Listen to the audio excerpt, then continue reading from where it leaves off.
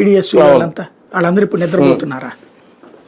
ఒక ఏడాది విద్యా దీవెన లేదు, వసతి దీవెన లేదు, రెండో ఏడాది స్టార్టింగ్కి నానా తిప్పలు పడ్డారు.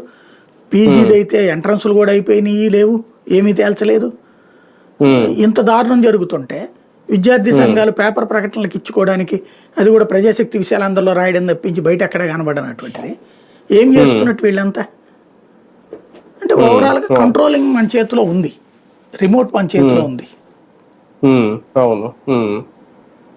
అని సంక్షేమం విషయంలో బాబు గారు ఈ మధ్య కాలంలో అంటే మొన్న తల్లికి వందనం విషయంలో కూడా ఒక స్కూల్లోకి వెళ్ళి ఆయన మాట్లాడినప్పుడు ఇది లోకేష్ గారి ఆలోచన అని చెప్పడం, అలాగే ఈ మధ్యన ఎక్కువ కొన్ని పథకాల విషయంలో లోకేష్ గారిని ఇన్వాల్వ్ చేస్తున్నారు.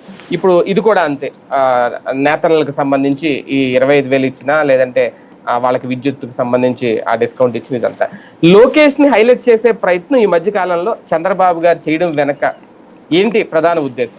ఏముంది, నెక్స్ట్ వారసుడు ఆయనే కాబట్టి నేనైనా చేపిస్తుంది లోకేష్. ఇప్పుడు వాస్తవంగా ఆయన ప్రధానమంత్రి కాకుండా ఆపి రాష్ట్రానికి అంకితం చేసింది కూడా లోకేషే కదా. ఇంతకుముందు ఇచ్చిన ఇంటర్వ్యూల ప్రకారం అంత చిన్న వయసులోనే ఆయనకి ఆ విజన్ ఉంది లోకేష్కి.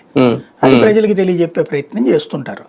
ఇవాళ మీకోసం ఆయన చాలా కష్టపడుతున్నాడు అనేది మేబీ 2029 దాకా ఆగుతారా, ఈ లోపే ఆయన చేస్తారా అన్నది పవన్ కళ్యాణ్ మీద ఆధారపడి ఉంది. వాస్తవంగా సీఎం చేయాలన్నటువంటి ఆలోచన ఉంటుంది కదా, అందుకోసం ప్రొజెక్ట్ చేస్తున్నట్టు. అంటే ఆ సమయం ఇంకా దగ్గర పడుతుందని అనుకోవాలేమో. అంతే దాదాపుగా. సార్, ఒక రకంగా బాబు గారు ఏ పర్యటన చేసినా ఎవరితో మీటింగులు పెట్టుకున్నా